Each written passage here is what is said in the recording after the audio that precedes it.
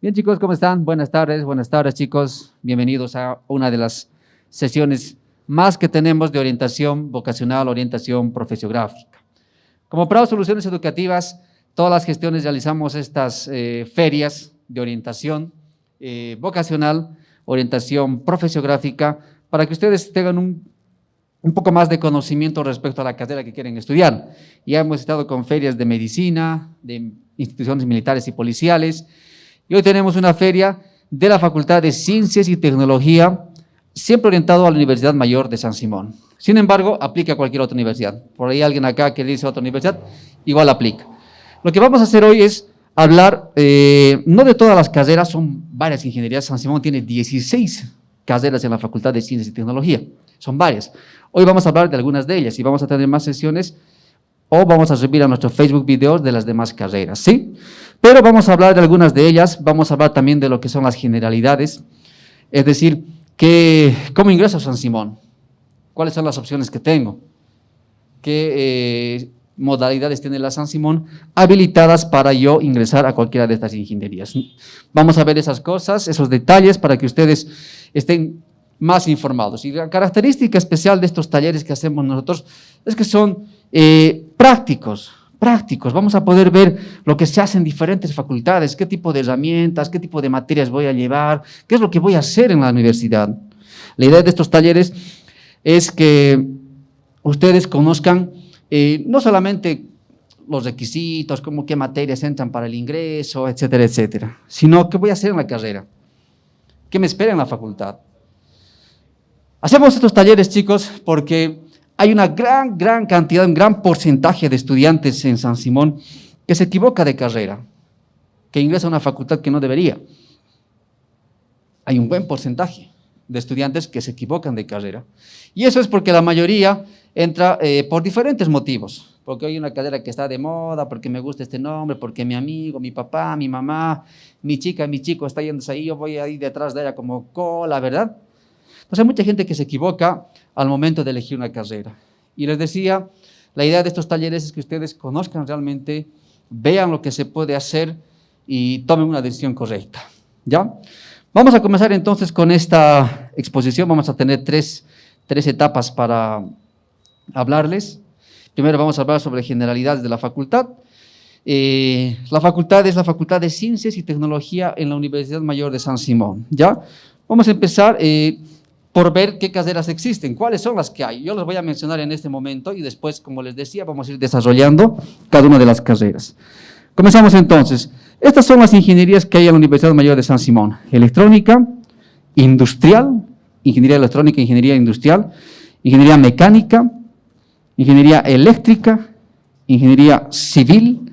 Civil es actualmente la carrera más grande de San Simón, ya es la carrera con más estudiantes que tiene la Universidad Mayor de San Simón, la Facultad de Ciencias y Tecnología. Ingeniería electromecánica, tenemos la carrera de Ingeniería Informática, tenemos la carrera de Ingeniería de Alimentos, ¿no? Ahí están. Tenemos la carrera de Ingeniería de Sistemas y tenemos la carrera de Ingeniería Química. Estas son, por así decirlo, las carreras más conocidas en la facultad, a las que normalmente la mayoría de los postulantes apuntan.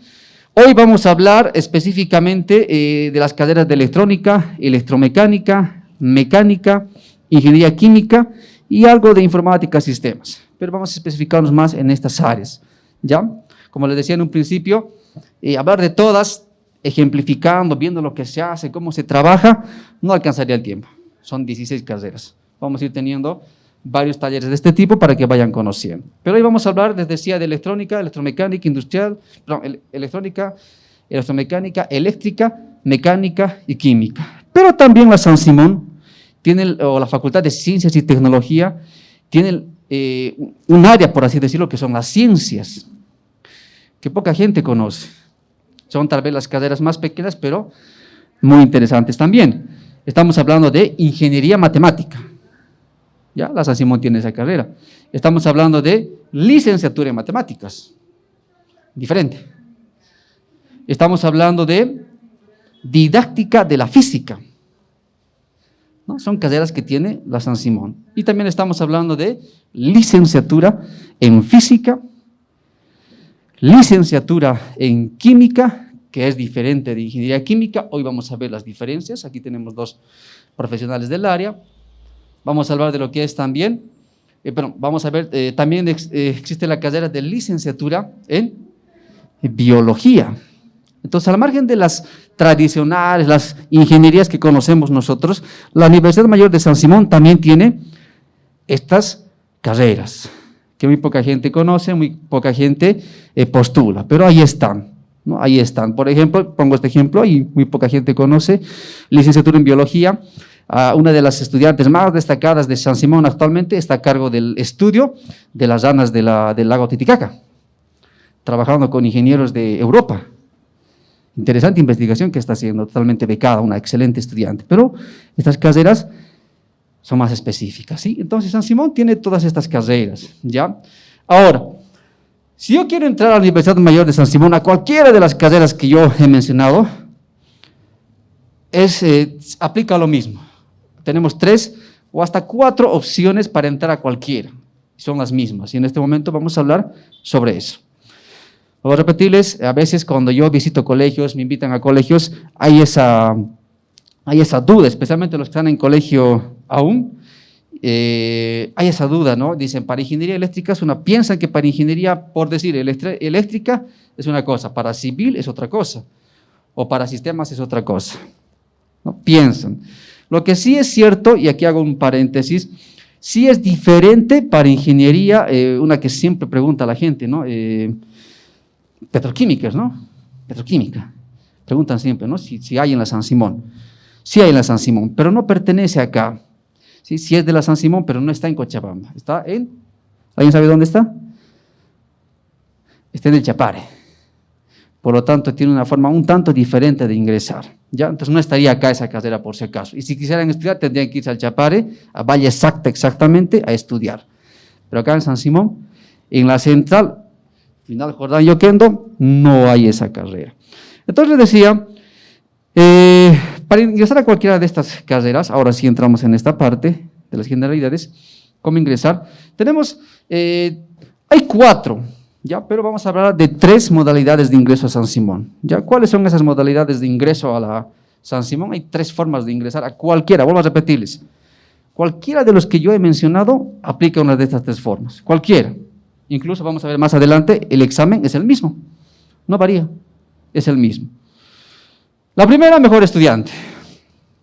La primera forma de ingresar de manera directa a San Simón es que tú, los que están en colegio actualmente, sean el mejor alumno varón o mujer de tu colegio. Si tú eres el mejor alumno varón o mujer de colegio, ingresas de manera directa. Más adelante vamos a ver en qué consiste eso. Después tenemos el famoso examen de ingreso. Este es el famoso examen de ingreso que la mayoría conoce. Y finalmente tenemos las becas PDI. Estas son las 3 formas para poder ingresar a cualquiera de las ingenierías que tiene San Simón. Hay una más, pero no está todavía muy bien detallado. Hay algunas salvedades, especialmente por la situación que estamos viviendo, que es la beca deporte. Y especialmente para no aplica a todas las carreras, por eso. Ya vamos a hablar de manera, entre paréntesis, de esa forma de ingresar, que es una beca deportiva. Entonces, para ingresar a San Simón, a cualquiera de estas ingenierías, tenemos estas 3 formas: mejor estudiante, examen de ingreso y PBI. Vamos a ver un poquito acá detalle de cada una de estas. Tenemos a mejor estudiante, les decía hace rato, esto es de la promo 2021. O sea, los bachilleres de este año. A los que han sido mejores alumnos del año pasado, la promo COVID, yo les digo 2020, no aplica. Ya no. O sea que los que ya son bachilleres actualmente no pueden ingresar por esta forma. Pero si estás en colegio aún, esforzate, dale duro, que si eres el mejor alumno varón o mujer de la promoción, no del colegio, de la promoción, ingresas de manera directa a cualquiera de estas carreras. ¿Ya? Entonces, los que están en colegio, a tomar muy en cuenta esto. Y es una gran oportunidad, la verdad, es una gran oportunidad. Después, les decía, mejor estudiante varón y mejor estudiante mujer. Y lo otro que me preguntaban hace unas semanas, ¿no? Solo aplica a los bachilleres de Cochabamba esto. Ya no aplica a bachilleres de Santa Cruz, La Paz, no. Solo a los de Cochabamba. ¿Por qué? Porque este es un convenio que tiene la San Simón, ¿con quién? Con la gobernación. Es un convenio que se tiene con la gobernación, por lo tanto, solo es aplicado a los estudiantes bachilleres de Cochabamba, ¿sí? No aplica a ninguna otra ciudad más. Entonces, esta es la primera forma de ingresar, ¿ya? Vuelvo a repetirles, los que están en colegio, aprovechenlo, que pueden ingresar de manera directa. Después tenemos el famoso examen de ingreso, ya lo que la mayoría va, más o menos entre 4.000 a 5.000 postulantes, la mayoría va al examen de ingreso. Si no soy el mejor alumno de mi colegio, ¿qué me queda? El examen de ingreso. Y el examen de ingreso se valorará las siguientes materias, ¿sí? Tenemos geometría, trigonometría, el examen se da de aritmética y álgebra, tenemos lo que es física, química y biología. Estas son las materias que ingresa al examen de ingreso, ¿sí? Estas son. De estas materias se evalúa. Entonces, todos aquellos que van a postular tienen que empezar a estudiar, a repasar todas estas materias, ¿no? Entonces, el examen de ingreso, además, sigamos, ¿cómo son las características de este examen? Antes solo era examen presencial, ahora por el COVID hay examen virtual, ¿no es cierto? Ya no es solamente presencial. De hecho, el año pasado solo se han dado exámenes virtuales, mediante la plataforma, ¿qué plataforma alguien sabe? Moodle, todo por la plataforma Moodle, por ahí se dio el examen. Vamos a ver más o menos cómo se ven los exámenes más adelante. Entonces, el examen ahora hay presencial, pero es presencial y también ahora hay virtual. ¿Cómo va a ser este año? No sabemos. Puede que sea totalmente virtual como el año pasado, o puede que, si baja esto del COVID, sea presencial. Especialmente aquellos que van a participar o van a dar el examen, a medio año, es muy probable que den el examen virtual y no el presencial aún, ¿sí? ¿Qué más? El examen se da sin calculadora, ¿ya? ¿Qué características tiene el examen? Tiene 20 preguntas normalmente el examen, 4 por materia son cada pregunta, cada materia entra 4 preguntas, en total 20 les decía, ¿no? ¿Qué características más tiene este examen? Dura 2 horas normalmente, ya a veces les dan menos, algún año 1 hora y media les han dado de tiempo, ¿ya? Entonces, sin calculadora, sin formularios, por si acaso. Lo único que te permite meter es una tabla periódica de elementos, nada más. Después es sin calculadora, sin formularios.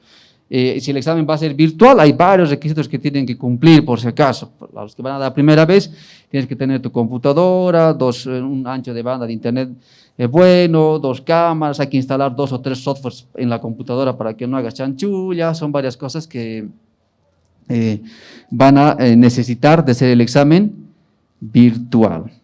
¿Qué más? El costo del examen es de 500 bolivianos, ¿sí? Ese es el costo del examen. 500 bolivianos cuesta este examen de ingreso. Vamos a ver rápidamente ya para terminar esta primera parte, después ya van a entrar los ingenieros a hablarnos un poquito sobre las carreras. Ahí están, este es el examen, una de las preguntas del examen 2020, examen virtual, así era una de las preguntas. En la plataforma Moodle, pueden verlo, esto es de aritmética y álgebra, ¿no? De la materia de aritmética y álgebra. Esa es una pregunta que entró el año pasado, ¿no? Es una captura. Esto es de geometría, trigonometría.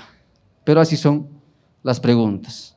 Así es el examen virtual, ¿no? Tengo que resolver rápido y seleccionar la respuesta que yo tenga, que yo crea que es, ¿no? Y ese rato me va a decir si está mal o está bien. Tenemos el examen de física, ahí está, pueden verlo. Así es este examen, vuelvo a repetirles, sin calculadora, sin formularios, 2 horas de tiempo como máximo. Aquí está de química y finalmente de biología. Ahí está.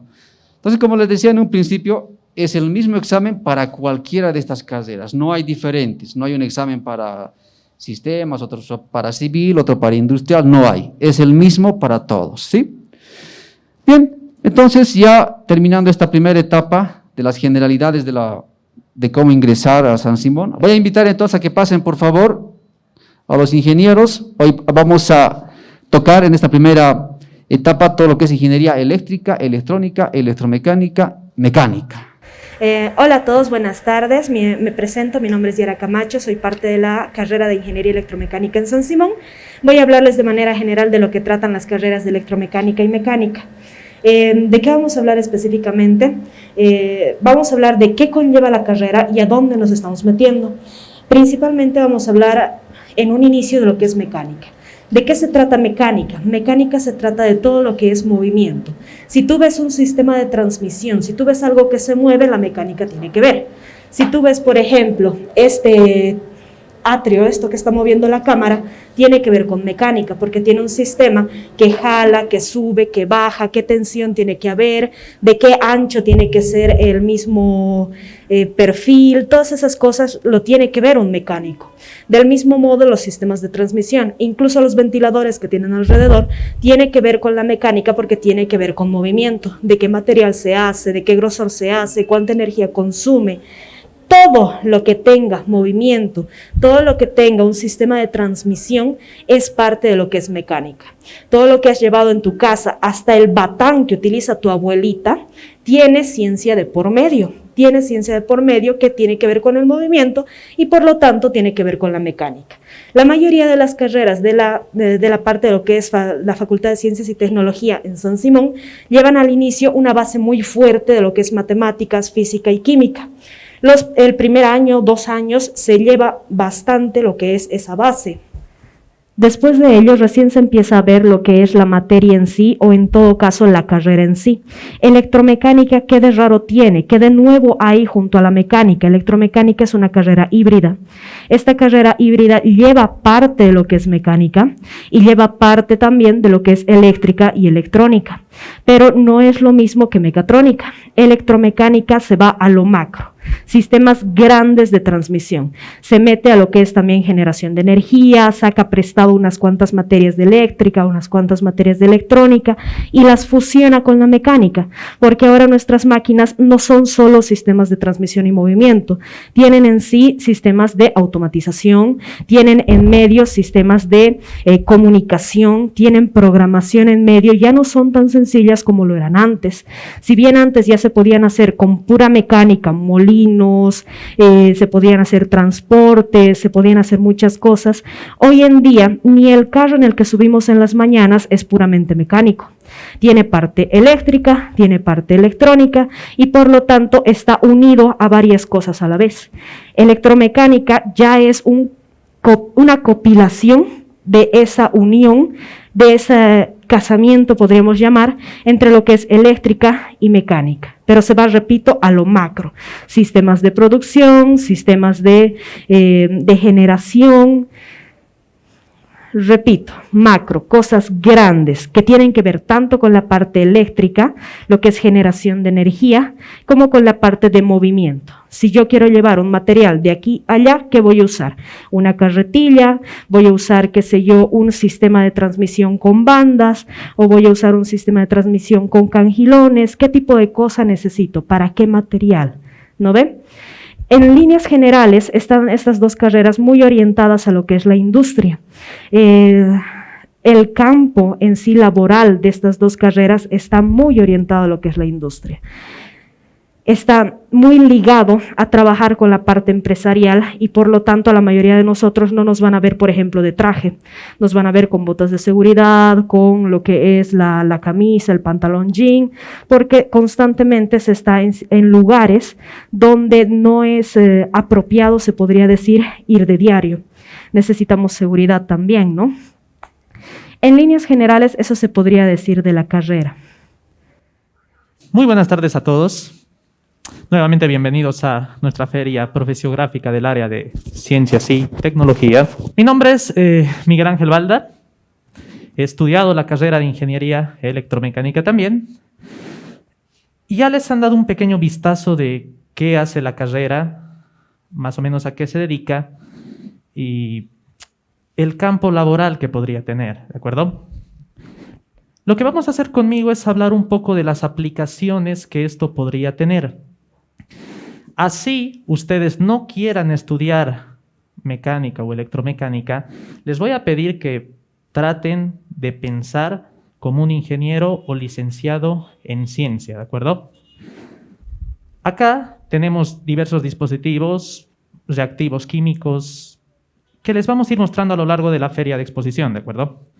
Pero vamos a centrarnos en algunas aplicaciones de la ingeniería a partir de las materias de ciencias exactas que ustedes conocen. ¿Por qué los evalúan en aritmética, álgebra, geometría, trigonometría, física y química? Porque esta es la base de la ingeniería. Eso es lo que tú tienes que ponerte a pensar en primer lugar. No dominas estas materias, vagamente podrías tener aplicaciones de ingeniería. Lo que tenemos acá es un biotriturador. Generalmente se utilizan este tipo de dispositivos o equipos en el sector agrícola, ¿de acuerdo? Generalmente los utilizamos para triturar elementos que después se podrían utilizar como composta, ¿de acuerdo? Muchos alimentos para aves de granja también necesitan ser trituradas antes de poder dárselas, ¿de acuerdo? Pero ahora ver una máquina es algo sencillo. Realmente, ¿qué de ingeniería podemos sacar de una construcción como esta? A ver, cuando tú ves una máquina, ya ves un diseño hecho, ya ves algo completamente listo que se utiliza, metes algo, sale algo y apretas un botón y perfecto, ¿no? Pero a ver, piensen como licenciados o ingenieros que van a ser en un futuro. ¿Qué de científico podría tener eso? ¿Cómo determino el tamaño de motor que debe tener esta máquina? Porque acá, esta pieza que ven, es un motor eléctrico, un motor asíncrono, como realmente se llama, ¿de acuerdo? En este caso tenemos un motor de 1 HP, donde HP es la unidad horsepower, potencia mecánica. Pero la potencia se determina a partir de conceptos elementales de física que ustedes mismos deberían saber. ¿Alguno podría decirme ahora cómo se calcula potencia? Sin miedo, participen. ¿Cuál es la ecuación para calcular potencia? Esto es contenido de preuniversitario. En tu examen de ingreso te pueden preguntar. ¿Saben? ¿Ninguno? A ver, de la manera más simple, potencia es el trabajo por unidad de tiempo. En términos sencillos, agarras trabajo, agarras tiempo, los divides y obtienes potencia. ¿Estamos de acuerdo? Ya, por otro lado, trabajo es fuerza por desplazamiento. ¿Estamos de acuerdo? Entonces, mentalmente agarra fuerza por desplazamiento y mételo a la ecuación de potencia. Vas a obtener a partir de unos pequeños cambios algebraicos que la potencia es la fuerza por la velocidad. Y esta es una nueva expresión que nos puede servir para calcular potencia en un dispositivo real a partir de física. Para conocer que este motor eléctrico tenía que ser de 1 HP al momento de construir esta máquina, ¿de acuerdo? Pregunta, ¿de dónde sacas la fuerza? ¿De dónde sacas la velocidad? Cuando tú estás a un nivel preuniversitario o estás en el colegio, es fácil que tu profesor te diga que la fuerza era 10 newtons y que la velocidad era 5 metros por segundo, pero pues vamos más allá. Estás en la vida real. Haz de cuenta que un empresario te pide diseñar esta máquina. ¿De dónde sacas la fuerza y de dónde sacas la velocidad para poder triturar el material que se requiere triturar?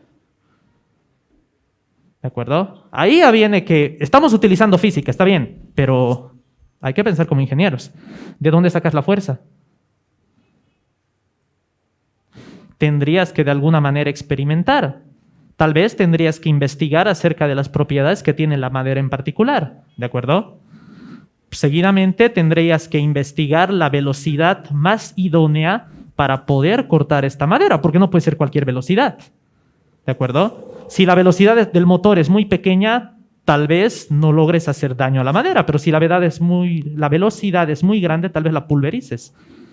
Entonces, tendrás que experimentar. Esto se va más allá del campo teórico, pese a que estamos utilizando una ecuación teórica, fuerza por velocidad. Bueno, experimentamos, investigamos, conseguimos fuerza y velocidad.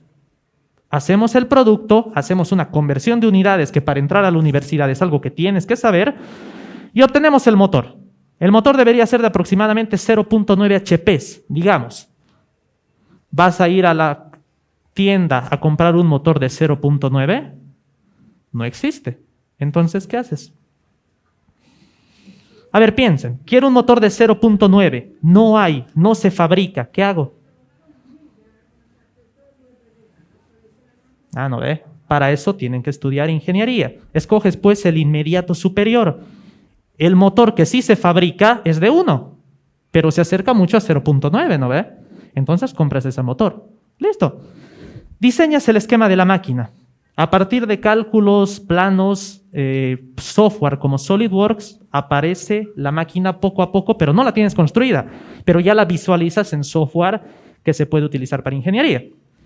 Después, tenemos que ver un detalle, y es algo problemático que también utiliza física. Este motor eléctrico, por poner un ejemplo, tiene una velocidad definida. En la parte de abajo tiene una tabla de datos. Nos dice esta tabla de datos, bueno, no se las muestro porque es muy pequeña, nos indica que este motor gira 2.850 revoluciones por minuto. Eso es velocidad angular, concepto elemental de física, ¿no ve? Pero la máquina no necesita 2.850, necesita solamente 2.000. O sea, el sistema que está acá dentro necesita solamente 2.000 revoluciones por minuto. Ahora, ¿qué hacemos? El motor lo hemos comprado, pero no sirve la velocidad del motor para lo que nosotros queremos, la tenemos que reducir. ¿Cómo lo reducimos? Ahí entra nuevamente el estudio de la física, transmisión del movimiento circular, utilizando un sistema de poleas, que es lo que ustedes están observando acá, ¿de acuerdo? Una polea. Y dos, observan que son de distinto tamaño. La relación entre los diámetros y las velocidades angulares permite que esta correa transmita la velocidad, pero en este lugar disminuya. Acá tendremos 2.850, acá tendremos 2.000 revoluciones minuto. Mediante física hemos reducido la velocidad para obtener lo que necesitábamos. ¿Estamos de acuerdo? No es algo muy complejo de calcular. Ahora, listo, ya hemos hecho cálculos, ya lo hemos arreglado, y cuando abramos la máquina, bueno, una vez construida, tú vas a tener los elementos que están dentro, ¿de acuerdo? Que en este caso son hélices de corte. Esto es lo que se va a encargar de triturar todo lo que tú metas por la tolva de carga, que es este dispositivo que tiene acá, ¿de acuerdo? Pero ahora pasamos a otro problema, que es lo que un ingeniero mecánico o electromecánico tiene que manejar. ¿Y de qué material tienen que ser estos?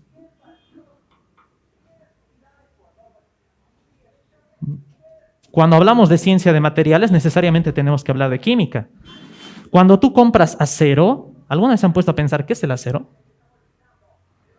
El acero es una aleación, es decir, una mezcla, si quieres, hierro-carbono, con otros extras que están por ahí, pero mayoritariamente es hierro-carbono.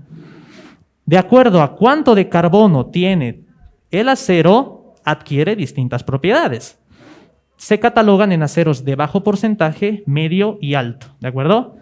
Ahora, si le ponemos un acero de bajo porcentaje, no va a tener la elasticidad suficiente para aguantar la deformación que sufre debido al giro. Por el contrario, si le ponemos un acero de alto porcentaje de carbono, va a tener demasiada dureza y tendería a fragmentarse cuando esté en funcionamiento. O sea, seleccionamos el material de acuerdo a lo que requerimos hacer. En este caso, el eje de esta máquina, que es la parte central, lo que gira realmente, está hecho de acero de medio porcentaje de carbono. Una aleación que tiene 0.4% de carbono dentro del hierro. No es ni uno, parece insignificante, ¿no? Pero ese valor insignificante es lo que realmente le da las propiedades mecánicas. Un ingeniero electromecánico no puede diseñar algo si no tiene criterio de eso. ¿De acuerdo? Podríamos pasarnos realmente horas hablando del diseño de esta máquina simple en concreto, porque necesitas soldadura, necesitas analizar la estructura. ¿Cómo sé que todo esto no lo va a hacer caer? Porque si es muy pesado, la estructura no va a aguantar. Eso también se diseña y se calcula. Para saber de qué diámetro tiene que ser este eje, ¿saben qué es diámetro, no? Para saber de qué diámetro tiene que ser, tienes que analizar fuerza, tienes que analizar momento, todo esto de acuerdo a la segunda ley de Newton. Con estos análisis creas diagramas para saber dónde tendería a fallar el eje si es que va a fallar. Pueden entender entonces que en una simple aplicación de una máquina pequeña, porque es una máquina pequeña, hay mucha ciencia. No necesitas ser ingeniero mecánico o electromecánico para poder entender que esta simple aplicación necesita de conocimientos fundamentales de álgebra física química. ¿No ven? Ahora, una vez terminas el proceso de diseño y armado, porque una cosa es tener los cálculos y tenerlo todo en pantalla con un simulador, porque esto tranquilamente lo vemos en una computadora, sin ningún problema, pero otra cosa es construirlo. Tienes que tener habilidad para soldar. A ver, ¿se les ocurre a ustedes? Esta máquina tiene una forma semicircular, ¿no? ¿Cómo cortarías un metal para que tenga forma circular? ¿Lo podrías hacer con una tijera? Como pueden notar, hay muchos procesos que están metidos en esta simple máquina. Y hay muchos más que podríamos mencionar, pero nos ganaría la hora. ¿De acuerdo? Un ingeniero mecánico o electromecánico tiene que tener la capacidad para diseñar, calcular, seleccionar el material y ver que realmente la máquina tenga el funcionamiento idóneo que se está buscando. A ti como ingeniero tienes una empresa, te encargan diseñar y construir una máquina. ¿Crees que si la máquina sale mal te van a pagar siquiera? ¿Crees que el cliente va a recibir el equipo? No, ¿ve? ¿Se dan cuenta el criterio que hay que tener y la capacidad de cálculo para poder entender esto? Eso es lo que van a entender en la universidad, a través de todas sus materias, y poco a poco entenderán que cada elemento que ven acá funciona, ¿de acuerdo? Y nada, una explicación a muy sencillo modo de ver acerca de esta máquina. Ingresas material por acá, el material se destroza y sale destrozado por acá abajo. Fácil de entender. Una persona ve eso, pero toda la ciencia que está detrás lo cambia el asunto, ¿no? Además que tienes rodamientos para mitigar un poco el esfuerzo del eje, para que el eje no se desgaste tan rápido. Hay mil cosas de las que hablar. Eso es lo que un ingeniero mecánico o electromecánico va a hacer o va a tener que hacer en el futuro. Muy aparte de que este motor asíncrono tiene bobinas y tiene circuitos dentro que son objeto de análisis de un ingeniero eléctrico. ¿Estamos de acuerdo? Mucha ciencia en un solo dispositivo. Por eso estudias 5 años, porque tienes que tener mucho conocimiento y mucho criterio para poder entender algo como esto. ¿De acuerdo? Y simplemente para ponerlo en funcionamiento, les mostraría realmente cómo gira por dentro, pero por motivos de seguridad no se debe hacer, ¿no? No puedes acercarte a una máquina que está funcionando. No, sí, vas a ser ingeniero. Cuídate a ti mismo. No vas a meter tu mano aquí dentro, ¿sí? Entonces, por eso lo cerramos antes de accionarla.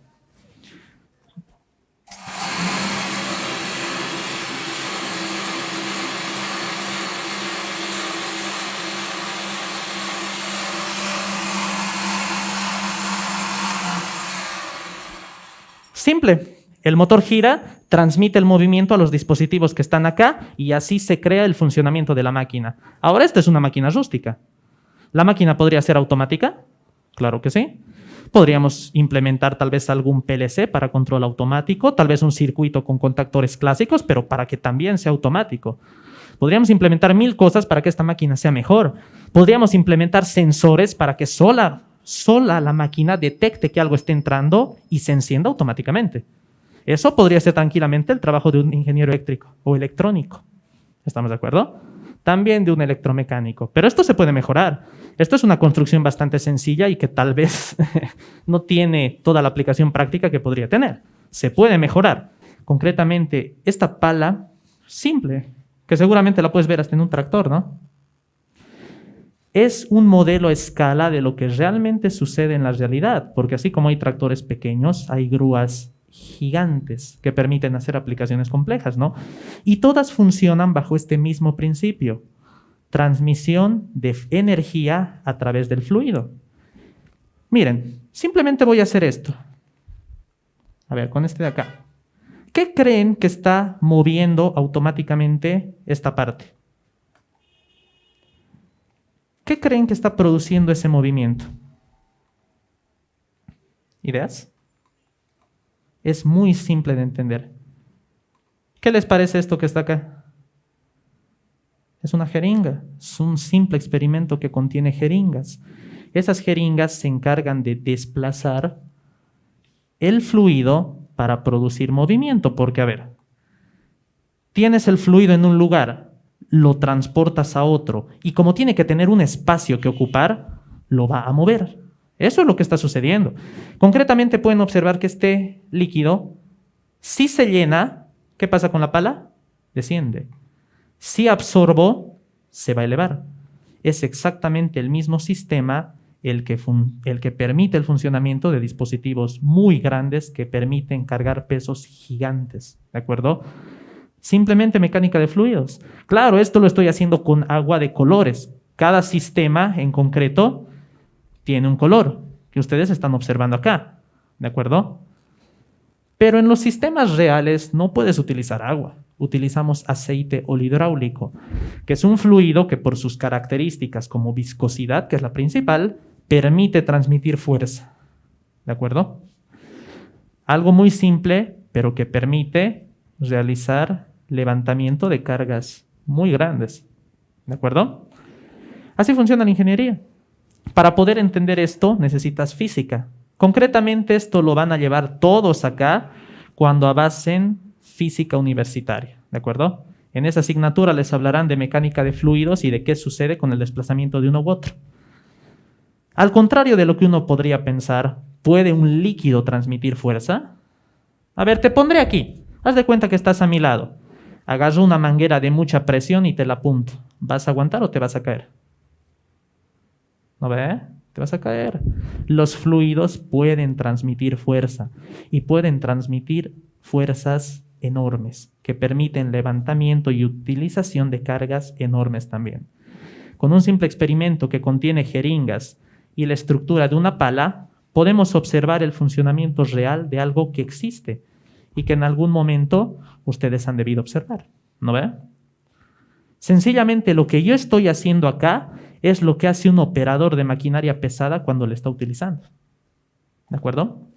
Esto se llama sistema hidráulico. Podemos reemplazar el líquido por aire y empieza a denominarse sistema neumático. Son aplicaciones que un ingeniero utilizaría cada que necesite uso de fuerza. Hay que ser sinceros. Utilizar aire, por ejemplo, es más barato que utilizar energía eléctrica. Podríamos utilizar neumática en vez de utilizar un motor. Pero si requerimos más fuerza, el aire no cumple esa capacidad, entonces tendríamos que utilizar un sistema hidráulico, porque el líquido genera más fuerza que el aire. ¿De acuerdo? Como ya pueden observar un poco mejor en pantalla el pequeño dispositivo que tengo acá, puedo extender y puedo levantar el dispositivo a través del fluido. Esta es una de las áreas de especialización de la ingeniería mecánica o electromecánica, ¿de acuerdo? Y como pueden ver, todo esto se relaciona con física. No sabes física, ¿cómo puedes construir dispositivos reales? ¿De acuerdo? Con esto un pequeño vistazo a lo que son mecánica y electromecánica como carreras de ingeniería y las aplicaciones que van a tener. Para terminar, ¿alguna consulta que tuvieran? ¿Todo ok? Ok, chicos, entonces un gusto, muchas gracias por su atención y vamos a pasar a la exposición de las siguientes carreras. Gracias. Como les decía en un principio, vemos, ¿no? Desde lo que es el examen, ¿se acuerdan que les dije física? Ahí empieza, ¿no? El examen empieza, pero ya cuando uno va adentrándose en las carreras, vamos viendo un aparato grande, vamos viendo estas cosas. Esa cámara está manejando un aparato que aplica bastante física.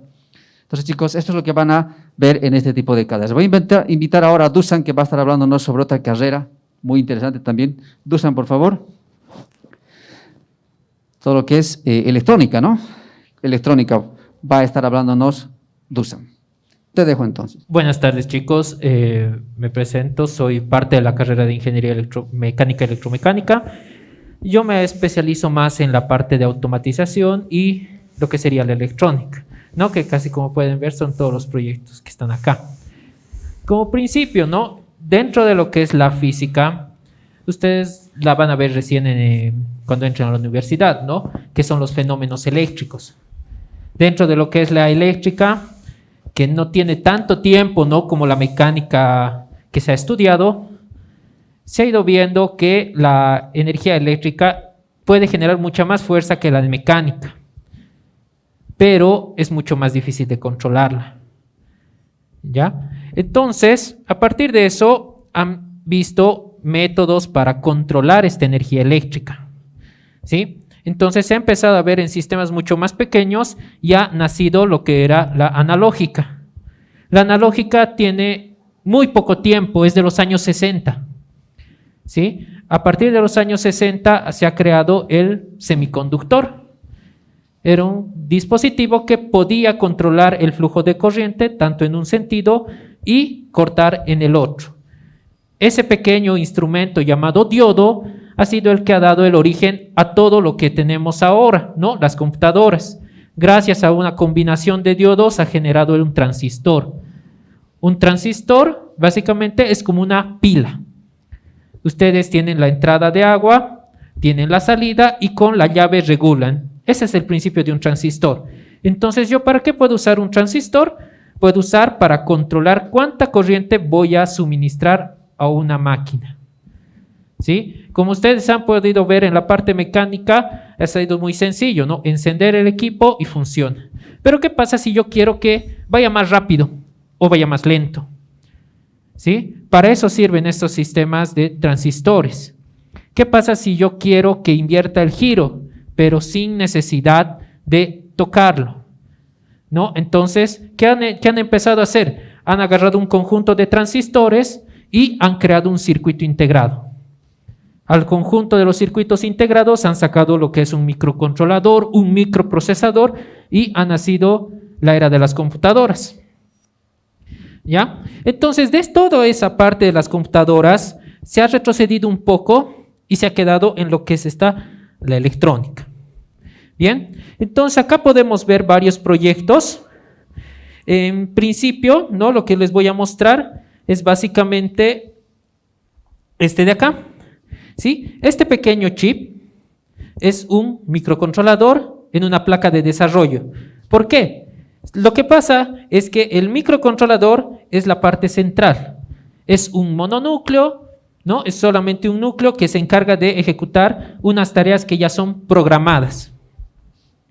¿Qué es lo que pasa?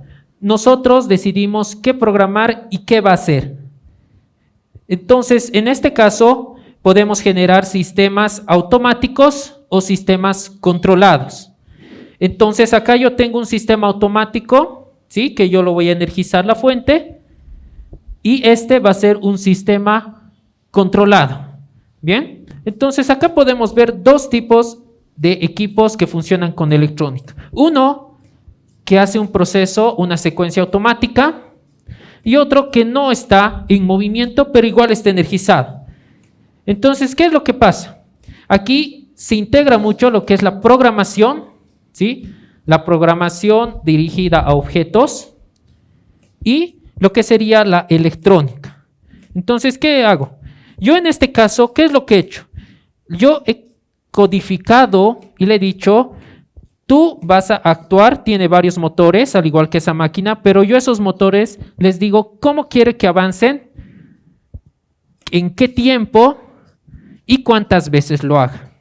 Pero en este caso es una programación un poco más compleja, ¿no? Esta debería ser un proceso continuo, pero no lo hace, ¿no? Lo que hace es utilizar 3 secuencias y él decide, o yo le digo de manera aleatoria, escoge una de las 3 y ejecútalas, ¿sí? Y eso es en lo que se suele basar lo que son los sistemas de inteligencia artificial.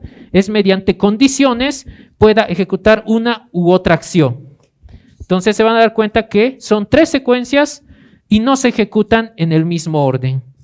Automáticamente genera un número y dice, yo hago esta tarea o hago esta otra. Ahora en cambio ¿sí? En cambio fíjense, yo tengo cables que van igual al equipo, ¿no?, al proyecto, y aparte tengo aquí unas entradas. La diferencia es que se le puede llamar como una máquina ciega. No sabe qué es lo que pasa a su entorno, ni tampoco puedo controlarlo, ¿no? Yo no tengo aquí nada con lo que pueda controlar. Esta se podría llamar una máquina o un proyecto controlado. ¿Por qué? Si yo hurgo estos pequeños que se llaman potenciómetros, que solamente son unas perillas, puedo generar movimiento. Acá yo mando una señal eléctrica que es recepcionada por este microcontrolador. Microcontrolador lo procesa, lo transforma en otra unidad que es compatible con los motores. Entonces yo puedo generar secuencias a voluntad. Pero esto es manual, ¿sí? Acá es manual. Esta máquina aún sigue siendo ciega. ¿Por qué? Porque si yo pongo algún tope, la máquina no va a saber qué hay por delante, ¿sí? No va a saber si detenerse, si parar, si apagarse. Aún siguen siendo una máquina ciega, ¿no? Entonces estos proyectos básicamente solamente trabajan en un entorno, como se puede decir, industrial. No como los brazos robóticos que están en una industria. Uno tiene una área con líneas amarillas donde te dice, tú no puedes acercarte. ¿Por qué? Porque la máquina no tiene ojos para saber si estás ahí. Tampoco hay que gastar dinero para ponerle unos ojos por si alguien se mete en su camino, ¿sí? Solamente se le coloca los sensores, los dispositivos necesarios para cumplir su función, no para la seguridad de las personas. Bien, entonces acá tenemos esos dos proyectos. Luego tenemos este tercer proyecto, ¿sí? Este tercer proyecto es un vehículo telecontrolado por Bluetooth. En este se ha hecho dos trabajos. Uno, lo que es la programación de la placa. Y dos, se ha diseñado una APK, ¿ya? Entonces acá yo lo voy a colocar para que me pueda filmar. Y lo voy a bajar para evitar cualquier accidente, ¿sí? Entonces lo que yo voy a hacer es controlar este vehículo mediante mi celular. Entonces, yo ya no uso una conexión directa, sino que mediante una frecuencia de onda voy a enviar una señal entre mi celular y el receptor Bluetooth que tiene. Entonces, yo me conecto, no necesito estar viéndolo y comienzo a hacerlo funcionar.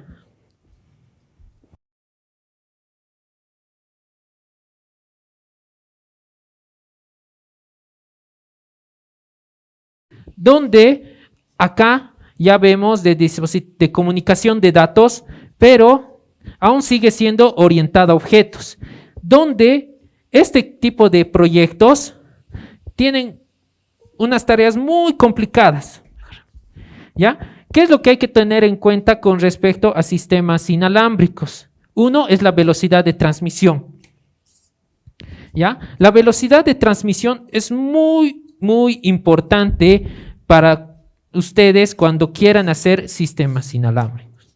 La velocidad de datos. ¿Cuántos datos puede procesar mi Bluetooth, Wi-Fi, infrarrojo? ¿No?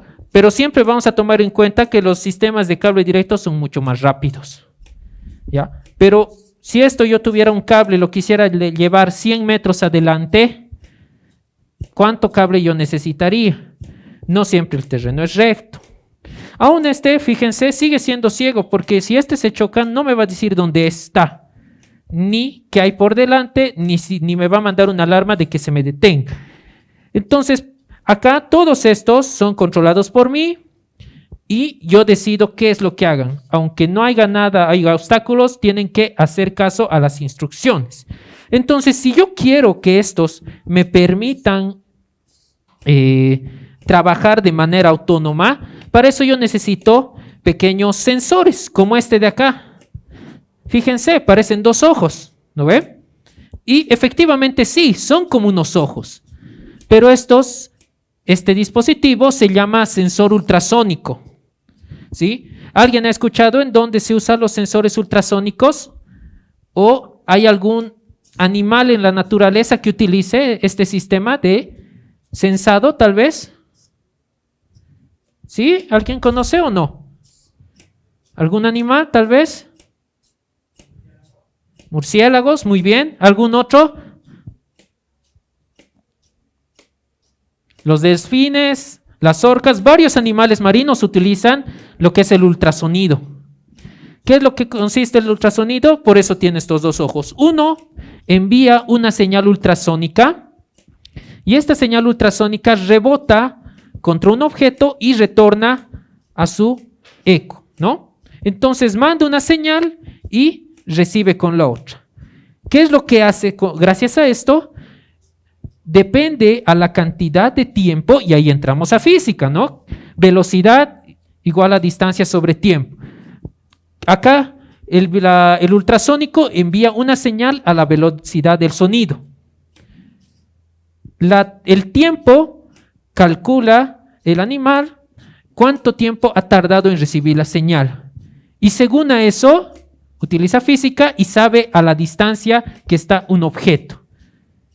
Entonces, este dispositivo, como ustedes bien conocen la fórmula de la velocidad, distancia sobre tiempo, esa misma fórmula yo la agarro y la meto acá. Donde yo esto lo controlo y me va a decir a qué distancia se encuentra un objeto que esté rebotando su señal ultrasónica. ¿Ya? Entonces tienen que tomar en cuenta que acá igual yo estoy jugando con física. En esto de acá también, como ustedes han visto esa máquina, los motores giran todo el tiempo de manera continua. Pero acá fíjense, yo hago movimientos cortados, ¿no? O regulados. Entonces, ¿cómo yo sé cuánto tengo que desplazarlo? Aquí yo ya juego con ángulos. ¿Sí? Yo no hago giros completos. También este tipo de motores solamente me da un rango de alcance de 180 grados. Pero yo no puse a usar aquí 180 grados. En este de acá sí. Fíjense, yo puedo ocupar o barrer 180 grados. Pero en este de acá, yo no puedo barrer 180 grados, ¿no? Fíjense, 90 grados a lo mucho llego. Y este de acá, lo que es la garra, ¿sí? Apenas hago 45 grados. Entonces aquí yo debo conocer muy bien las magnitudes en ángulos. Si no las conozco, bien podría dañar mi equipo, ¿no? Podría dañarlo, podría romperlo, la parte estructural se dañaría. En las máquinas grandes lo mismo va a pasar, ¿sí? Entonces, en todo lo que van a ir viendo, todo lo que van a seguir explicando, va a seguir siendo conocimientos básicos de física. Ahora acá, ¿sí? Acá lo que pasa a través de estos cables, ¿no? Que justamente están cubiertos, es electricidad. Pero es una electricidad muy baja, ¿no? Si yo agarro y toco acá, no me voy a pasar corriente, son niveles de corriente muy bajas. Pero al ser tan bajos, son sensibles, ¿sí? Entonces hay que siempre tener cuidado con los sistemas electrónicos al momento de acercar imanes, al momento de acercar conductores muy gruesos que por los que pase un motor. Por ejemplo, si yo quiero conectar un sistema controlable para esa máquina, esto no puedo acercarlo al motor. No puedo agarrar y pasar por aquí en medio el cable de corriente, ¿no? Porque ustedes cuando vayan viendo en física van a conocer los campos magnéticos y esos van a ver que va a generar perturbaciones. Estos son muy sensibles, ¿sí? Han ganado precisión al momento de controlar procesos, pero les ha perjudicado la sensibilidad a los campos magnéticos. ¿Bien? Y por último les voy a mostrar, ¿sí? Lo que sería este pequeño vehículo, ¿ya? Este se puede decir que sí es un vehículo autónomo, ¿ya? ¿Por qué? Porque este tiene dos sensores que le permiten saber qué tiene que hacer, que en este caso son estos dos ojos de acá, o bueno, este par de ojos, ¿sí? Este par de ojos tiene elementos móviles que son motores y tiene un pequeño circuito integrado, que es el que me controla lo que sería la secuencia. Entonces, ¿qué es lo que hace? Este vehículo se llama seguidor de línea. ¿Qué es lo que hace? Es a través de los ojos, ve dónde está y si está sobre una línea negra, avanza. Pero si se encuentra en una línea blanca, siempre va a buscar por dónde seguir, ¿no? Va a empezar a avanzar y va a decir, ¿cómo voy a buscar mi punto o mi línea a seguir? Entonces, fíjense, si yo tapo, no pasa nada. ¿Por qué? Porque este está programado para ciertos colores. Entonces, si yo lo coloco, por ejemplo, otra vez acá, fíjense que siempre está todo el tiempo controlándose. Una vez que se detiene, es porque ha detectado un color que no tenía que ser. Entonces, si yo otra vez lo vuelvo a encaminar, otra vez vuelve a buscar. Entonces, fíjense, son tan sensibles estos dispositivos que solamente por la sombra que yo genero, puedo estarle generando un dato falso. ¿Sí? La calibración de estos equipos es muy sensible. Y de eso se trata un poco lo que es la automatización. Ahorita estamos viendo equipos pequeños.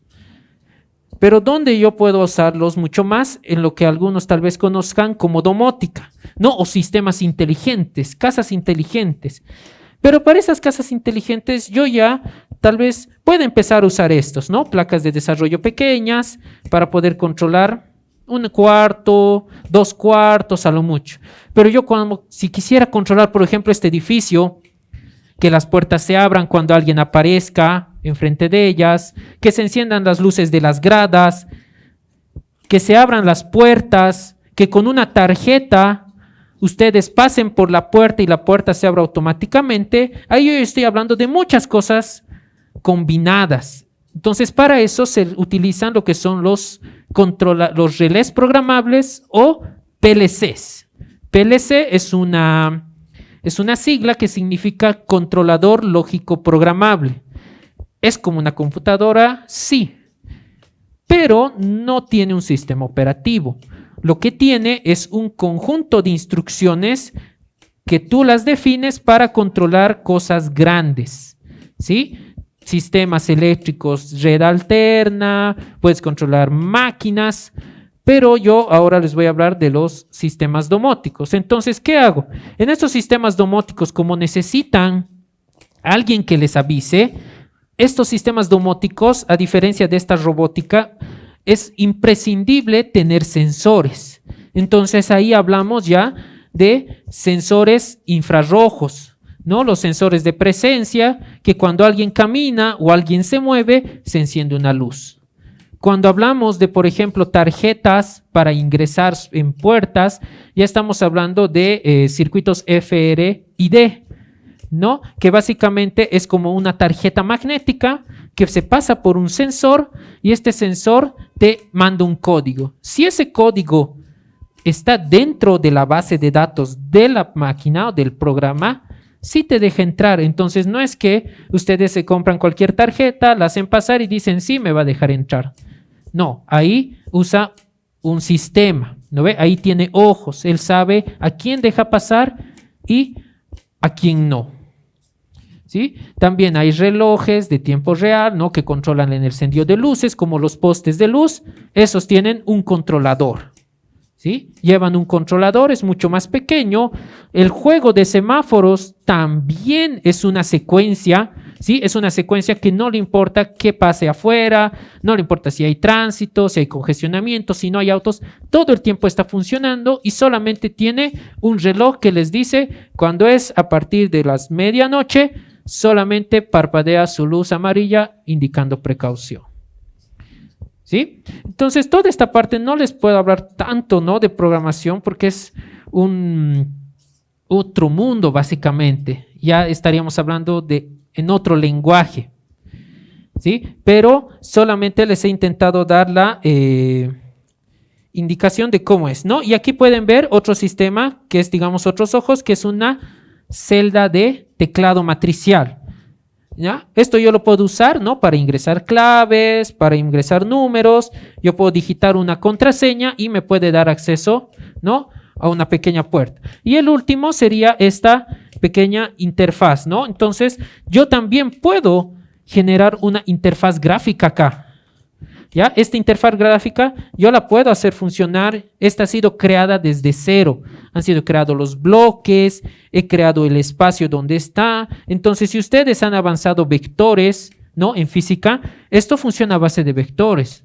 las líneas, las figuras geométricas. Cuando ustedes lleven álgebra, la ecuación del círculo, la ecuación de la recta, la ecuación de la parábola, todo está aquí.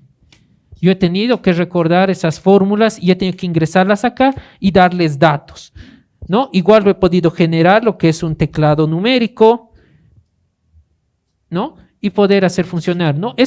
Por ejemplo, esta placa es para una máquina, ¿ya? Esta es para una dosificadora de productos.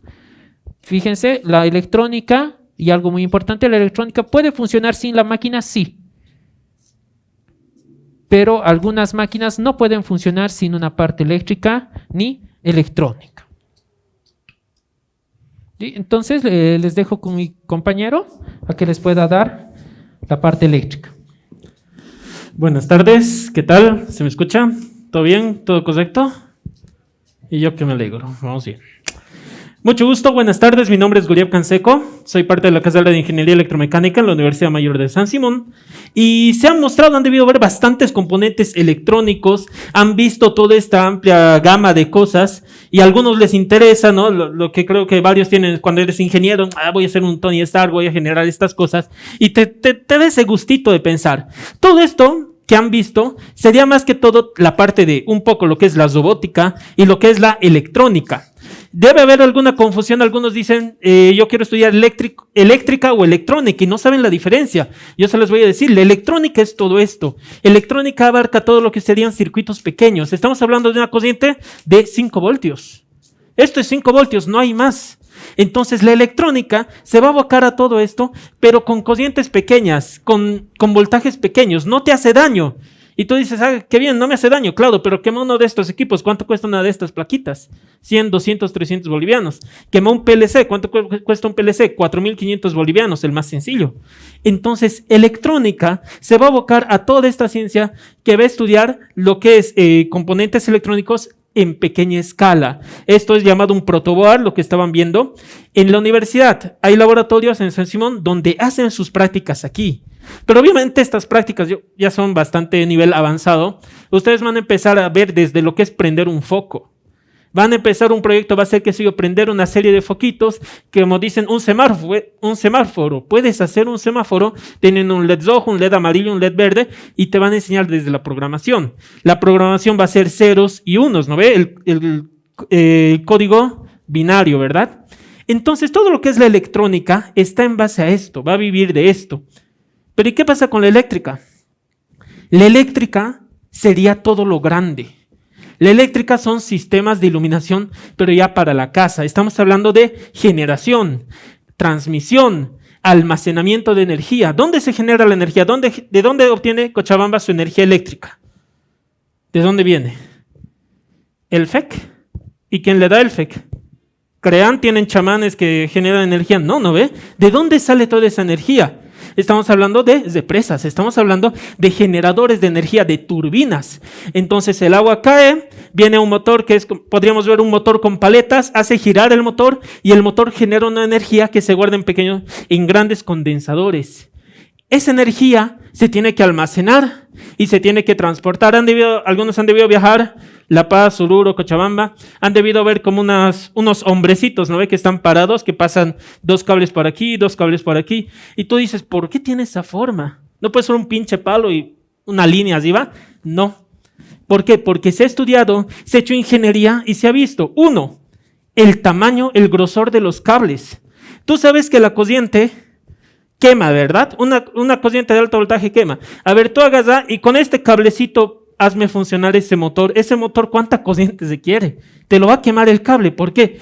Porque la corriente calienta el material. Entonces, estamos hablando de una diferencia abismal. Aquí estamos hablando de 5 voltios. ¿Cuánta corriente? Sus conductores son así, son del tamaño de tu cabello. Pero ahí son hilos de cobre, ya están trenzados. ¿Por qué? Porque requieren demasiada sección transversal para poder transmitir corriente. Tú métele un cablecito chiquito ahí. ¿Alguna vez has conectado una plancha con cablecito chiquito? ¿Qué es lo que pasa? Se explota, ¿no? Poco más. ¿Por qué? Porque el cable empieza a calentar, el conductor, el aislante que se llama, que es un plástico, se empieza a calentar, se funde el aislante, los 2 cables positivo, negativo se conectan y ¡pum! Chao casa y el chancletazo de la madre, ¿no ve? Entonces, La eléctrica se va a lo grande. Y se va a lo grande. Y no es solo, vas a estudiar eléctrica. Vas a estudiar desde por qué los cables tienen esa sección de diámetro. ¿Y por qué no es el mismo cable desde lo que pasa en la autopista a lo que pasa aquí en la ciudad y a lo que te llega aquí en la casa? Porque alguno diría, ¿y cómo traspasas toda la corriente desde las de presa allá hasta aquí? Primero necesitas un grosor de cable. Pero ¿cuánta energía necesitas pasar? Necesitas pasar un chingo. Entonces te pones a pensar, y trabajo de ingeniería. Voy a pasar 50 amperios. ¿Sabes cuánto es el diámetro para 50 amperios? Es algo así. Imagínate un cable así pasando por la autopista. No tiene sentido. Entonces tienen que usar fórmulas de matemáticas. Si no tienes corriente amperios, pues bajas la corriente y subes el voltaje. Entonces, ¿qué es lo que pasa? Al subir el voltaje, tu conductor se hace más delgado. No necesitas un grosor así, necesitas un cablecito así. Pero por ese cable está pasando 24,000 voltios. Viene 24,000 voltios de alta tensión. Eso lo pueden ver en circunvalación, en las caseteras Blanco Galindo. Por arriba pasa 24,000 voltios, son 3 fases y un neutro. 24,000 voltios baja a unas cajas. Han debido ver en algunos postes tienen cajas. Esas cajas transforman 24,000 voltios ¿a cuánto? A 220 voltios. Y de esas cajas de 220 voltios, recién son estos cables que vemos aquí y que se van a la casa.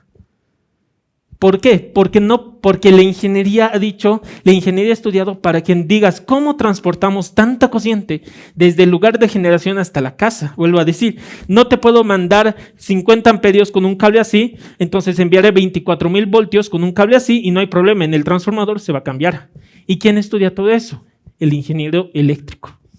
El ingeniero eléctrico va a decir, ¿sabes qué? Necesitamos este grosor de cable, necesitamos este tipo de aislante, necesitamos un revestimiento de metal, un revestimiento de plata, un alma de acero para hacer este cable.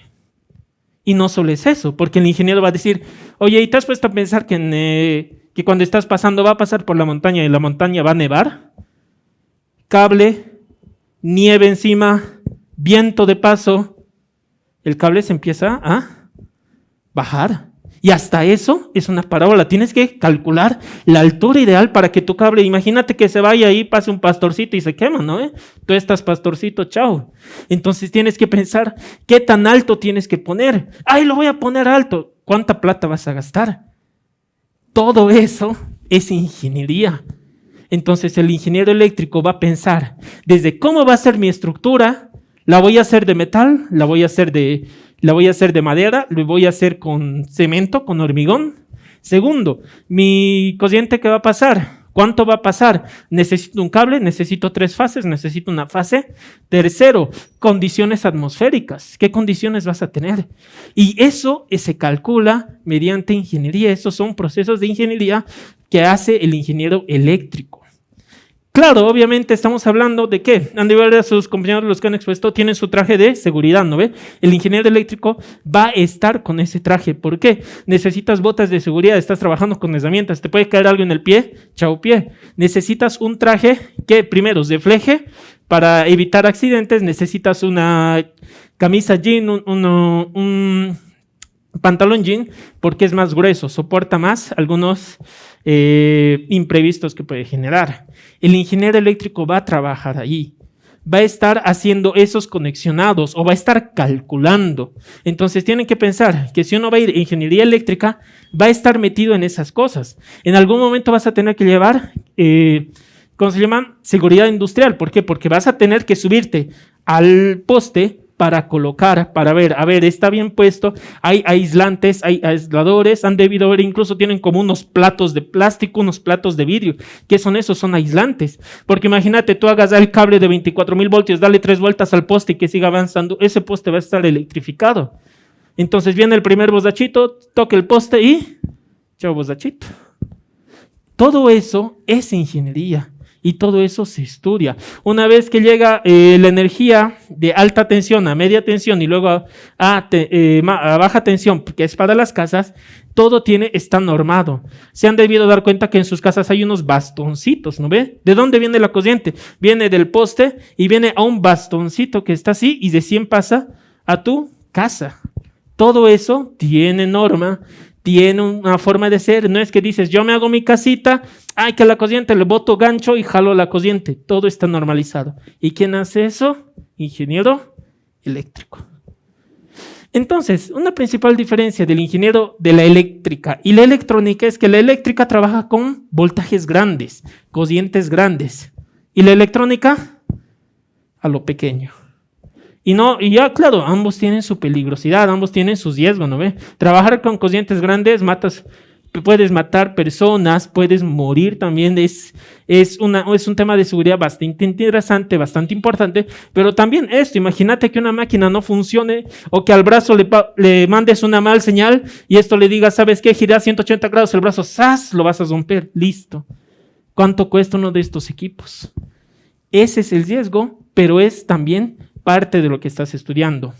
Esa es la parte de la ingeniería. Ustedes van a entrar a la universidad, van a estudiar 5 años, se van a romper el lomo. ¿Para qué? Para hacer todos estos cálculos, para trabajar con todos estos equipos. Y algo que tienen que pensar, que tienen que estar bien conscientes, es que uno, hablando en general tal vez con lo que ha habido de mecánica, con lo que han visto, el ingeniero está estudiando para hacer esos cálculos, para conocer, para trabajar, pero no es que tú te vas a dedicar a hacer todos esos caminos. ¿Por qué? Porque para eso están los que serían los técnicos. Por ejemplo, un técnico en soldadura. El técnico en soldadura te lo va a soldar bonito. ¿Por qué? Porque ha trabajado años soldando. Un ingeniero, es obvio, no le va a ganar a un técnico en soldadura. Y entonces, ¿por qué? ¿Acaso es mejor el técnico? No, cada uno tiene su ámbito. El técnico es hábil con las manos, te lo va a hacer bonito, pero el ingeniero sabe qué metal le va a poner, cuánta tensión va a tener en el arco, por qué va a usar esto, qué revestimiento va a usar, cuál diodo va a usar para hacer esa transmisión de corriente. Entonces cada uno tiene su área y ustedes como futuros ingenieros y que van a estudiar tienen que estar conscientes de que están yendo a trabajar de una manera de ingeniería, no con sus manos, con su cabeza. Eso tienen que pensar. Es obvio, algún momento, al inicio vas a tocar la máquina, te vas a ensuciar, vas a tocar esto, te vas a ensuciar, te vas a patear corriente, pero al final de cuentas, su objetivo de ingeniería es que tú lo calcules, tú lo diseñes, tú hagas tu planito, tú digas, esto se va a hacer así, así, así, con esto, y armalo, adelante, puedes empezar. Pero el ingeniero va a hacer esos cálculos. Si no, métete de una vez a un técnico y claro, ahí te van a enseñar cómo soldar, cómo ponerte, pero recordemos, son diferentes cosas. Entonces tienen que pensar eso. Eso sería entonces como es la diferencia entre todo lo que es eléctrica, electrónica. Tal vez tuvieran alguna pregunta respecto a esto que han visto. ¿Hay alguna cuestión, tal vez alguna duda? ¿De qué voy a trabajar? ¿Cuál va a ser mi trabajo? Como ya les dije, un ingeniero eléctrico a futuro, ¿dónde se va a ver? Tendido de cables, generación de corriente, se va a ver en almacenamiento de corriente, ¿dónde? Ya puede ser en las represas, viendo cómo están los conductores, ya puede ser aquí en la ciudad, cambiando conductores, ya puede ser diseñando planos de una casa en una mesa, en un escritorio con su computadora y haciendo simulación de programas. No siempre pienses que un ingeniero va a estar caminando por ahí. Hay ingeniería que se sienta en una mesa con tu escritorio, con tu computadora, pero te pones a diseñar, a hacer cálculos y decir, ¿sabes qué? En la simulación va a funcionar, necesitas esto y demás cosas. Entonces, todo eso es parte de la ingeniería. Si voy a ser electrónico, ¿en qué voy a trabajar? Ya también depende. ¿Por qué? Porque en la universidad te van a enseñar lo básico. Te van a enseñar cómo funciona, pero si tú quieres ir más adelante y llegar a todo esto, ya depende también de cada uno, de a cuántos cursos te puedas poner, de a qué puedas hacer. En la universidad te van a decir, el motor funciona así, se le mete corriente, mueve esto y esto, y ya. Y tú necesitas más cursos, complementarte y decir, ¿sabes qué? Habías necesitado esta corriente, o este motor trabaja así, o este otro trabaja así. Si bien vas a tener la teoría, vas a necesitar bastante iniciativa de uno mismo para que llegues a este nivel. Entonces, eso fíjense, les podría decir que para todos es lo mismo, tanto para la carrera de mecánica, para electromecánica, para eléctrica, para electrónica, es así, es de acuerdo a qué quieres hacer, a dónde quieres llegar, de qué va a trabajar un ingeniero mecánico. Puede estar en una empresa, puede estar haciendo su propio trabajo, puede estar en una oficina sentado haciendo diseño de máquinas de manera virtual. ¿De qué puede trabajar un electromecánico? De la misma manera, o en una industria haciendo mantenimiento, o en un lugar haciendo reparación de algunos equipos y demás. Entonces, eso sería, espero que les haya gustado. Hola. Esa ha sido mi pequeña explicación de eléctrica electrónica. Hola, sí. Gracias, Guriev. Un fuerte aplauso, por favor, para Guriev. Bueno, buenas tardes, chicos. Nosotras somos hemos estudiado carreras de química. Primero explicarles que en estas carreras muchas veces hay una pequeña confusión, que muchas carreras comparten centros de estudiantes. Entonces, como han dicho, eléctrica, electrónica, mecánica, electromecánica, se parecen, pero tienen sus diferencias. Entre las carreras de química también ocurre eso. De hecho, Dani estudió ingeniería química y yo soy Eve, yo estudié licenciatura en química. Son carreras distintas y como Ruliano había explicado antes, como es facultad de ciencias y tecnología, tenemos por un lado las carreras de ciencias, lo que llamaríamos ciencias puras, mate, física, química, biología, como tal. Y las ingenierías, que son la tecnología, ingeniería química, ingeniería de alimentos y las demás ingenierías que ya vieron, ¿no? Industrial y otras, sistemas también. Entonces, la principal diferencia entre estas dos carreras es que en licenciatura en química, que es la que yo estudié, uno estudia los fundamentos básicos de la química, o sea, hace ciencia, lo que te imaginas un científico loco en un laboratorio, eso hace un licenciado en química. Igual un licenciado en biología tiene más o menos por ahí, pero orientado a los seres vivos. En cambio, el licenciado en química es orientado a compuestos químicos, materiales en química y cosas pequeñitas a nivel de laboratorio. O sea, yo hago pruebas en laboratorio de todo. Puedo hacer pruebas en laboratorio para fabricar un medicamento, algún tipo de maquillaje, algún tipo especial de material para construcción, algún tipo de alimento especial. En cambio, Dani hace otras cosas. Nos va a explicar qué tipo de cosas. Muy buenas tardes a todos, chicos. Mi nombre es Daniela, soy de la carrera de Ingeniería Química de la Universidad Mayor de San Simón. Como bien ya lo dijo Eve, si bien licenciatura química e ingeniería química van de la mano más o menos hasta el tercer semestre, son carreras totalmente diferentes. Como Eve ya les dijo, un licenciado en química prácticamente su ámbito es laboratorio, cosas a pequeña escala, pruebas a pequeña escala, mientras un ingeniero químico va a llevar esas pruebas que había hecho, esas cosas pequeñas en escala muy pequeñita, lo va a llevar a la industria de todo en ingeniería química. Un ingeniero químico puede ir a la industria alimentaria, puede ir a la industria del petróleo, puede ir a cualquier industria que genere un proceso de cambio en la materia. Cualquier proceso que me genere un cambio en la materia, una transformación de principio a fin, es parte de una carrera de ingeniería química. Por ejemplo, nosotros conocemos una de las grandes empresas acá en Bolivia, que es CBN. Por ejemplo, CBN es un proceso totalmente químico, que está basado en ingeniería química. ¿Va a haber un cambio en la materia? Sí. ¿Qué voy a necesitar yo para hacer cerveza? Voy a necesitar agua tratada, voy a necesitar lúpulo, voy a necesitar malta, puedo necesitar otros aditivos. Ahora, recientemente han escuchado, ¿verdad? La cerveza chicha, la han denominado chicha. ¿Por qué? ¿Por qué se denomina cerveza chicha? Porque está hecho en base de maíz. La cerveza va de cualquier cereal que tenga almidón, sea cebada, sea maíz, sea arroz. De cualquier cereal que nosotros consigamos almidón, yo puedo generar una bebida que llegue a fermentar. Eso es lo que hace un ingeniero químico, va a generar ese cambio en la materia. Si yo solo tenía agua tratada, tenía un lúpulo, una malta, algún aditivo, azúcares, etcétera, al final, mi producto final, la transformación que yo voy a conseguir como ingeniero químico, es básicamente una cerveza. En el vino es lo mismo. ¿Qué necesitan para un vino? Necesitan su materia prima, que es la uva. Necesitan generar esa materia prima como uva, vamos a llevarla a un mosto fermentado. Ese mosto fermentado va a tener ciertas condiciones que como ingeniero químico uno tiene que saber medir. La presión, tengo que medir la temperatura, tiene que estar en un recipiente de madera, porque si está en un recipiente de plástico no sirve. Los vinos más caros, por eso vienen en botellas de vidrio, porque es el mejor material para conservar todo el sabor, el olor y el flavor. EVE me puede hacer una prueba a pequeña escala, me puede dar vino de uva, me puede dar vino de maracuyá, yo qué sé.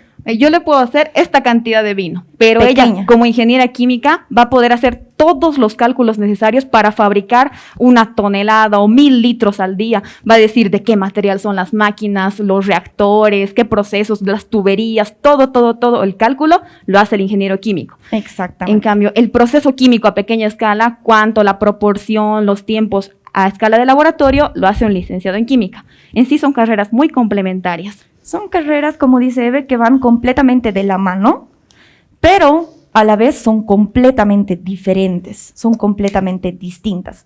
Entonces, esa es la primera diferencia que nosotros les queremos decir entre licenciatura química e ingeniería química, porque muchos se confunden y piensan que es lo mismo, y en realidad son cosas totalmente diferentes. Una carrera muy importante también que tenemos en el área de química es ingeniería en alimentos. La ingeniería en alimentos es muy parecida. Las 3 ingenierías van de la mano más o menos hasta el 5º semestre, más o menos.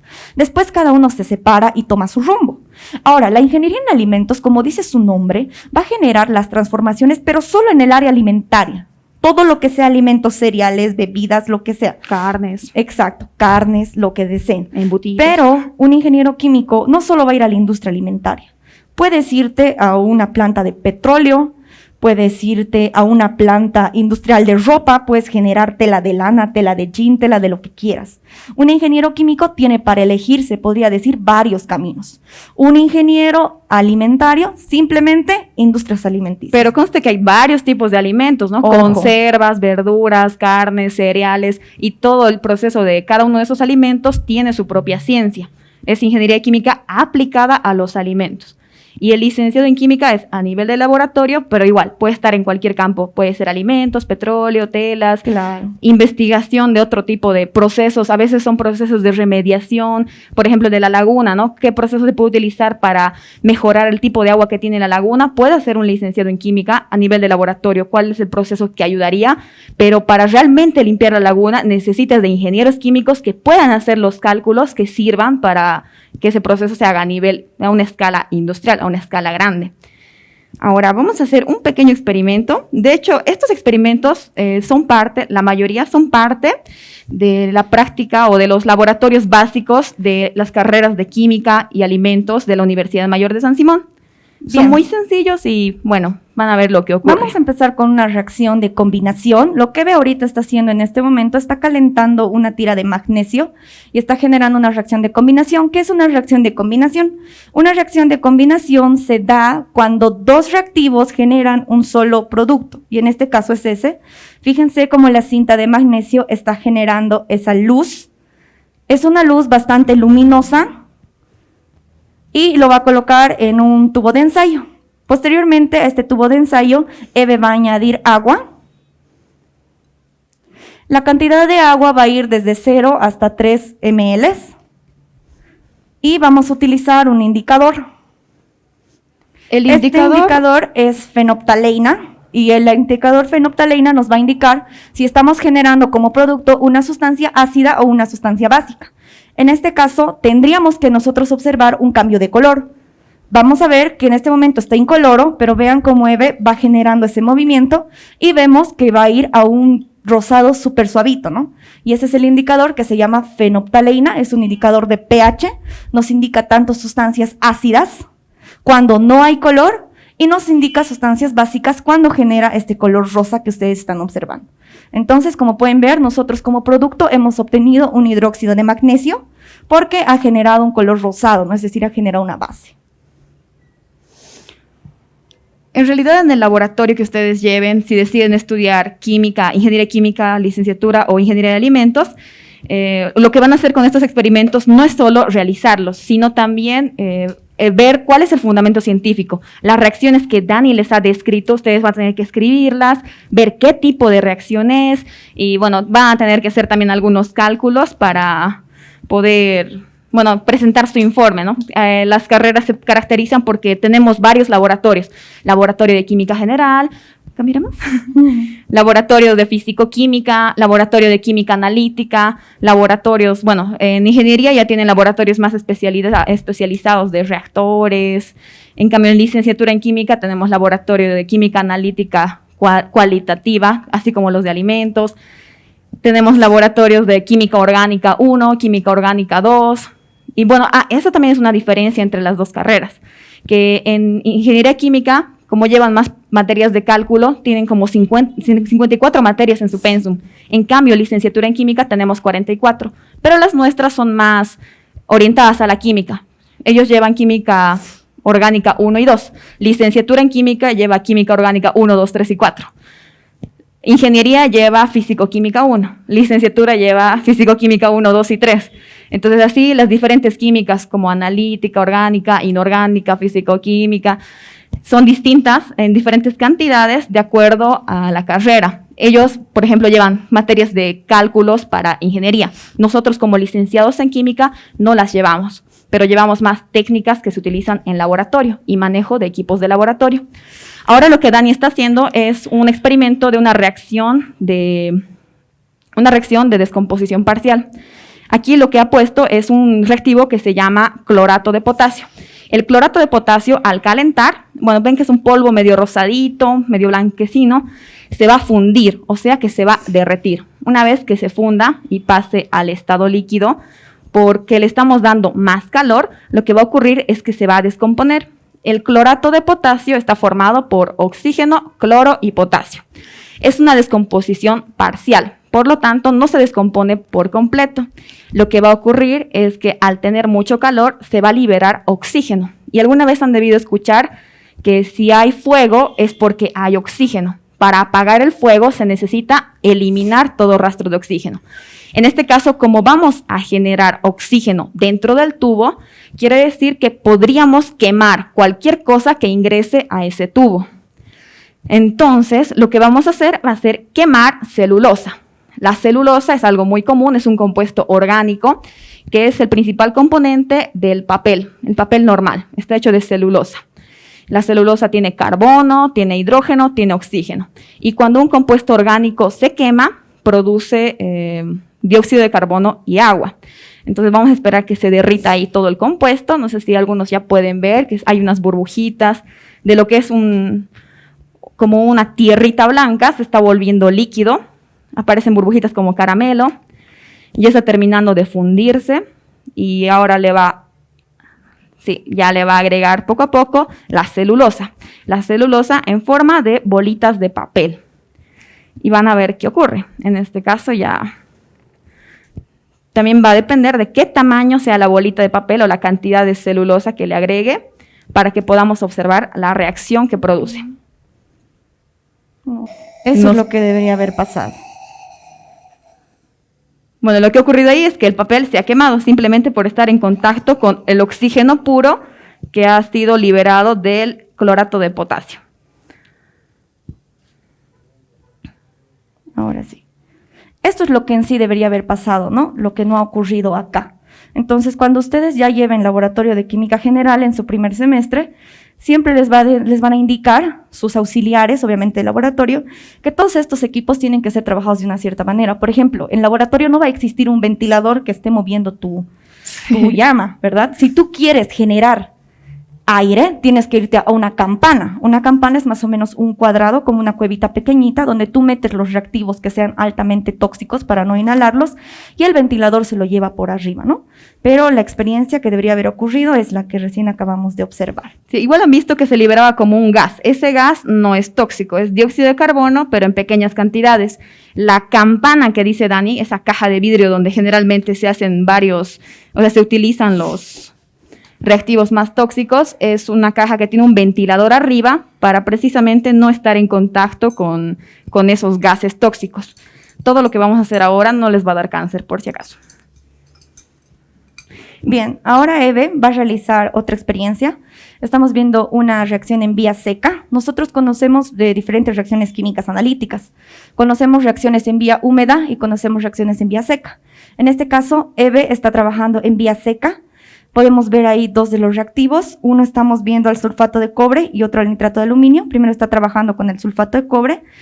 Tal vez no lo puedan observar, pero si estarían súper cerca, los que están aquí adelante pueden ir observando que la llama ahora ya no está color amarilla o naranja. Si se fijan, ahora está generando una llama totalmente verde. Cada reactivo tiene su propio color. Cada átomo es independiente. La estructura atómica de cada átomo es propia. Es como si fuera su nombre, su apellido, su edad, su fecha de nacimiento, exactamente todo.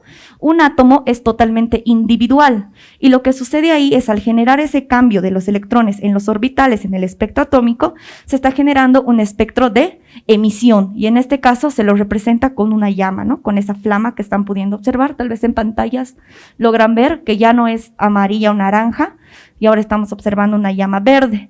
Hay que tener cuidado al trabajar con estos materiales de laboratorio. Fíjense que EVE no está utilizando la misma varilla. No. Estas varillas tienen que utilizarse únicamente para cada uno de los compuestos. Además que estas varillas, EVE lo que está haciendo acá, está limpiando con una concentración de disolución de ácido clorhídrico para que la varilla esté totalmente limpia, se podría decir desinfectada, y una varilla tiene que dejarse enfriar. En este caso, fíjense, esta es la varilla que he usado hace un momento, EVE. Si nosotros lo volvemos a calentar otra vez, esta varilla se va a quebrar, se va a deshacer, como los vidrios de auto. ¿Han visto alguna vez cuando se rompe un vidrio de auto? Se deshacen pedacitos, ¿verdad? Va a ocurrir eso. Estas varillas no son para trabajarlas a altas temperaturas. Cada material es indicado para una cierta acción. Por ejemplo, estos tubitos de ensayo sí pueden ser trabajados a grandes temperaturas. Pueden sobrepasar los 100 grados centígrados. Incluso se usan para microbiología, para utilizar muestras pequeñas en autoclave. ¿Qué es un autoclave? Es una olla súper grande donde ustedes introducen estos tubitos con muestra. Ahora fíjense la llamita que está produciendo EVE. Aquí está utilizando otro compuesto, está utilizando un nitrato de estroncio. Y fíjense cómo la llama ahora están observando un color medio rojizo. Entonces, estos colores nuevamente son propios. Cada uno de estos átomos individualmente va a tener su propio color de llama. También hay otras sales que se puede utilizar, incluso la sal de cocina se puede aplicar también, cloruro de sodio, les va a generar una llama medio amarilla. No la hemos utilizado porque no se nota mucho, entre amarillo y naranja no hay mucho la diferencia. Hemos tratado de utilizar dos sales que sí ustedes podrían haber notado la diferencia. Y bueno, también una cosa que es importante de este experimento es que es un experimento muy sencillo, pero es el principio básico para unas técnicas importantes en química. Hay algo que se llama espectroscopía. Suena fea la palabra espectro, pero en realidad espectroscopía es el estudio de los espectros de los átomos. Lo que hemos visto, estos colores que vemos se llaman espectros. Cada átomo, como dijo Dani, tiene su propio espectro, su firma, es como su huella digital. El estroncio da un color rojo, ese cobre da un color verde azulado, el sodio da un color amarillo y así, cada átomo tiene su propia firma. De acuerdo al tipo de átomo que tengamos o a la luz, el color de la luz que veamos, podemos saber de qué elementos se trata. Y esta es una técnica que se ha utilizado para saber de qué están hechas las estrellas. Podemos ver el color, la luz que viene de las estrellas y como ya sabemos qué color es la firma de cada átomo, decimos si esa estrella es azul, probablemente sea de este elemento, este y este otro, porque estos elementos dan este color de luz. Y así es que se sabe de qué están hechas las estrellas, porque no es que ha habido alguien que ha llegado a una estrella, tomó una muestra, además imagínense la temperatura que debe tener una estrella y además la distancia a la que se encuentran, es muy, muy alejado. Entonces, esa es la técnica o el principio de esa técnica que se llama espectroscopía, que nos sirve para analizar no solo estrellas, sino también compuestos químicos. A veces hay muestras extrañas que no sabemos qué es, qué tienen. Lo que se hace es colocarlas en agüita, ponerles en un equipo que lo que hace es analizar, ponerles mucha energía y luego por el otro lado sale un color de luz y nosotros vemos si es este color, probablemente en nuestra muestra hay este elemento. Y bueno, ahora vamos a hacer otro tipo de reacción química. En este caso, Dani está preparando el medio que nos va a mostrar cuál es la reacción. Esta reacción es una reacción exotérmica. Han debido llevar en colegio endotérmica, exotérmica. Endotérmica necesita calor para funcionar. La exotérmica produce calor al reaccionar. En este caso, vamos a hacer una reacción exotérmica que va a producir calor. Y es un poco difícil ver el calor, ¿no? Y como están lejos, tampoco van a poder sentir el calor. Así que lo que haremos va a ser poner detergente de platos, el normal, que si hay demasiadas burbujas o a demasiada agitación se forma espuma, ¿verdad? Esto todos sabemos cuando hemos lavado platos, mientras más agitas hay más espuma. Entonces Dani está mezclando detergente para platos con un reactivo que se llama permanganato de potasio, es este lila de acá. Justamente tiene el color frasco oscuro porque es sensible a la luz, se descompone fácilmente cuando está mucho tiempo expuesto a la luz. Y ahora le vamos a añadir agua oxigenada o peróxido de hidrógeno. Entonces lo que tenemos es una reacción exotérmica. Lo que se produce es la descomposición del peróxido de hidrógeno. Peróxido de hidrógeno es H2O2. ¿Ven que está saliendo el vapor de agua? Entonces se descompone, y al descomponerse produce calor. Cuando se descompone libera oxígeno como gas, y el oxígeno, como está en estado gaseoso, vuelve locas a las partículas de detergente y hace que se forme la espuma. Este experimento lo conocen como pasta dental para elefantes, porque parece una pasta dental para alguien que tiene la trompa muy grande.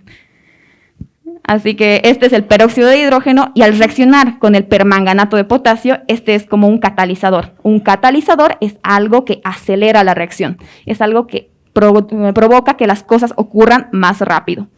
Lo único que hemos hecho ha sido que se descomponga el peróxido de hidrógeno en agua y oxígeno. Y la espuma que podemos ver es la que se ha generado por el detergente. Si no poníamos detergente, no iba a haber espuma, pero igual iba a liberar calor. Le hemos puesto el detergente para que se pueda ver este humito, para que se puedan ver las burbujas, y no es bueno tocar esto porque quema. Prácticamente para generar volumen, ¿no? Sí. Todo lo que hemos hecho aquí, chicos, por si acaso ha sido totalmente calculado. Todos los frascos que tenemos aquí se calculan a mano. Hay que calcular las concentraciones, hay que saber cuánto vamos a poner, no es colocar nomás. Todo lo que hemos hecho el día de hoy tiene una medida, tiene una concentración, tiene un fin. Así es que no intenten hacer en sus casas porque todos estos compuestos que hemos utilizado, la gran mayoría, suelen quemar.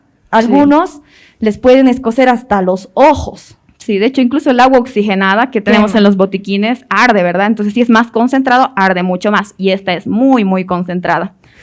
Así que bien, no chicos, sé si tienen alguna pregunta de las consultas. carreras de química, alimentos, sobre lo que hacemos, cualquier cosa de las carreras. No, nadie. Eso es todo, chicos. Muchas gracias por su atención. Praus, preuniversitarios.